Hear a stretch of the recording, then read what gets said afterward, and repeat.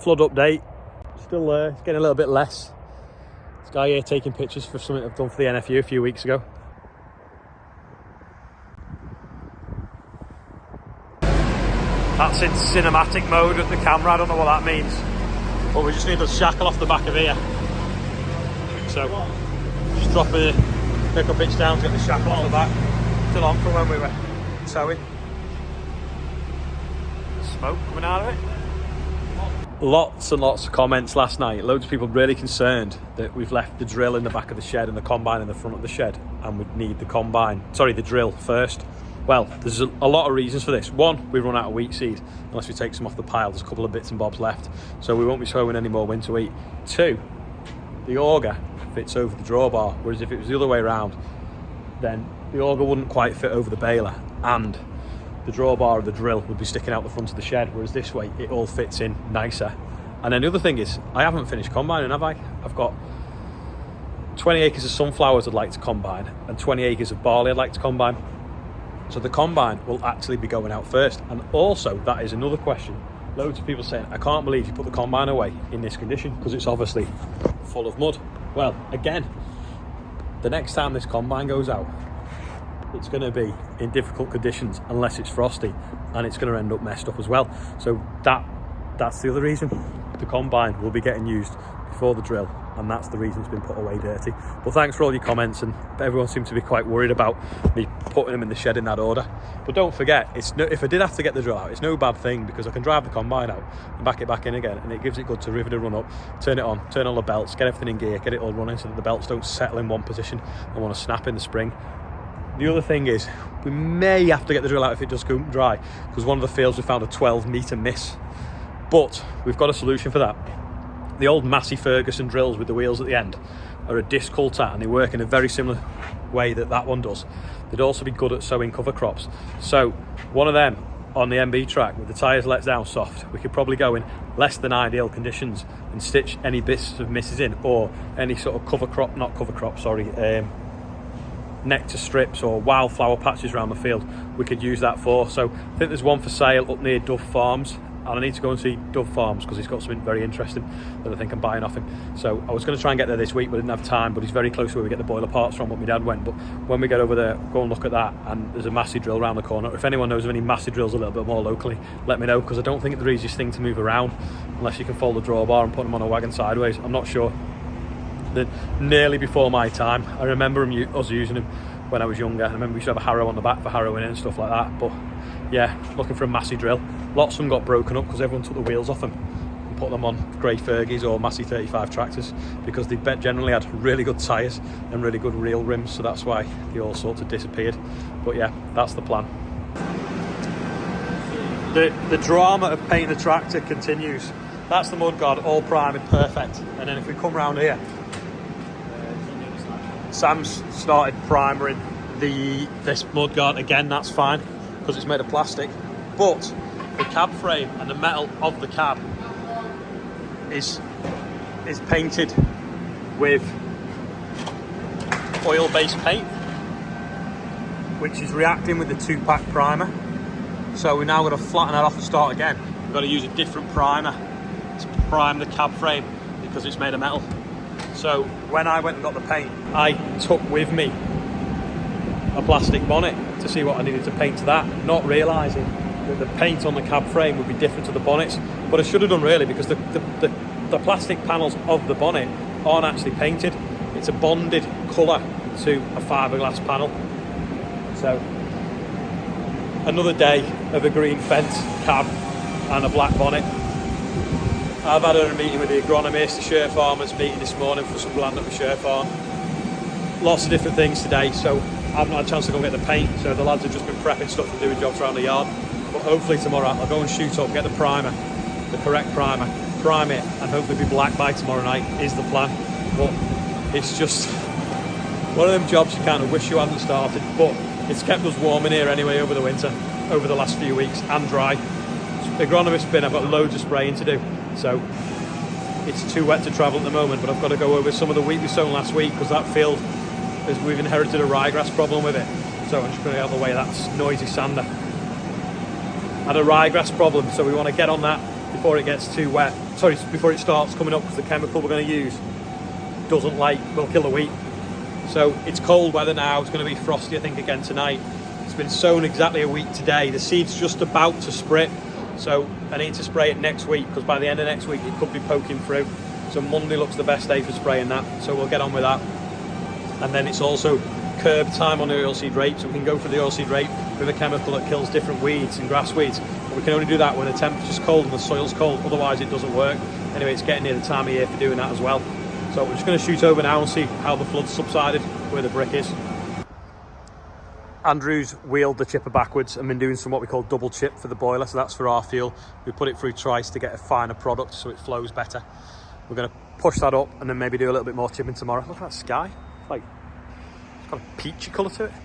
So that's what's going on there. And then we've also got this tractor back in here at the moment now. This is full of wood chip that's going out in the morning. So that's all loaded up, ready to go. So we've done it today because we've been looking for things to do, because we've been messing around with the paint. Don't know whether you remember, but we had a little bit of an issue with the GPS on this tractor. So the tractor was new in beginning of September, was it? August, September. Anyway, they moved the GPS equipment, Trimble GPS, from one tractor to the other tractor. Anyway, it was messing up on this, and it turns out it had water in the external aerial. So we've now had to pay for an external aerial, which was about 800 quid. Now, it only come off the tractor before it, which was 2 years old. So surely an external aerial should last more than 2 years before it gets water in it. Bearing in mind, these tractors go in the shed every single night. It baffles me that an outside aerial can pack in.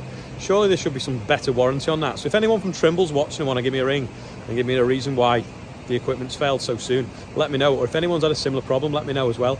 Because, I don't know, it's just miffed me really that you pay so much for it, yet it's so much to replace it and it doesn't last particularly long. While I'm here ranting about the fast track, I don't know, you can hear the fans in the back of the shed. This is the wheat store shed. So it's now, I don't know, 5 o'clock. No, it's not 5 o'clock, it's still daylight.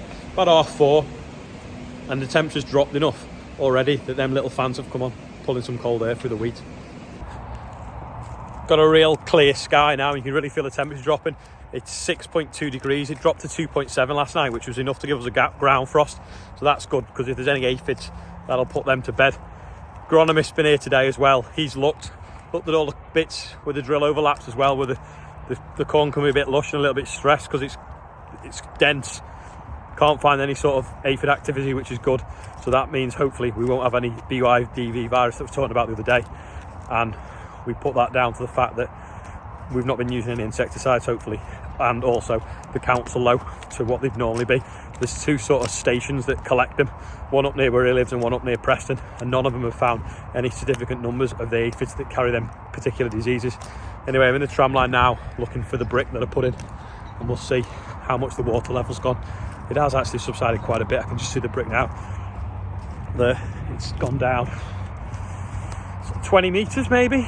So this is where it was yesterday morning, and now it's kind of gone in there. Yeah, well, that's, sorry, not 20 metres, 12, because that's in a tram line, and then that's in another tram line. But significant drop, probably dropped around a foot as well. So then pumps obviously still working flat out. Tomorrow morning, if it doesn't rain too much, I expect it to be gone pretty much off the field, if not by tomorrow afternoon. So we'll come back tomorrow and check. Obviously, with it going cold tonight, and it was last night, the sprayer at the moment is in the yard, in the shed last night. Need to put it back in the shed now, keep the frost off it, because if there's any sort of residual water in the pipe work of the sprayer, obviously when water freezes it expands and it could damage the sprayer, so it could break the pipes, damage the nozzle bodies, you know, even crack the pump in half. Sometimes that can happen. So get that in the shed. We've got a nice warm shed because it's by the biomass boiler. There's always a little bit of residual heat floating around from where we dry the chip, so keeps the frost off the sprayer. It's ideal. Sometimes you can put antifreeze in it, but what I've done over the past, before we sort of had the biomass boiler and somewhere warm to put it, I mix a bit of urea with water, put it around the system. That acts like an antifreeze. Then of course in the spring then you can just spray it on a field and it acts as fertiliser. Whereas if you put antifreeze in, you've got to try and get it out the sprayer, back into a drum, carry it around the yard all year to put back in next year. So it makes sense to just use a little bit of urea to do that. Look at that sky, it's amazing. Hope it's not too dark, but I've been on the bait and backing it in the shed, like I say, where it's warm.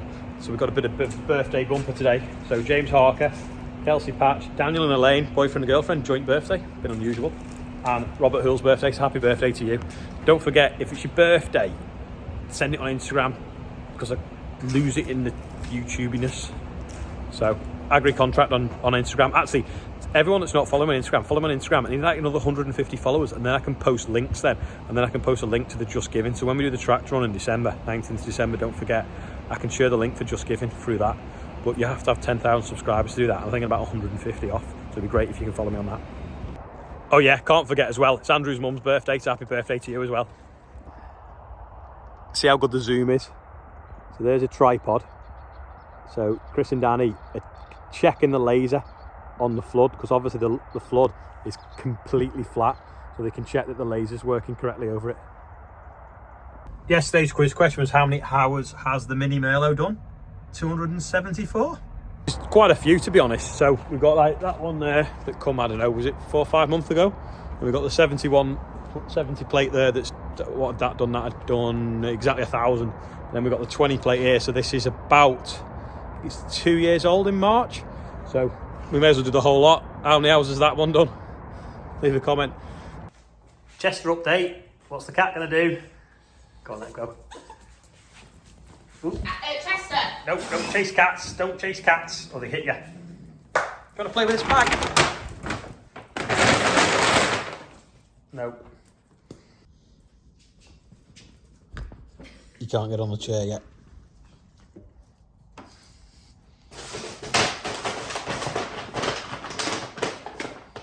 That's it for today anyway. It's going dark, it's going cold, so I'm going in. So thanks for watching, and don't forget, if you've got a guest outro, send it on Instagram, and I'll see you tomorrow.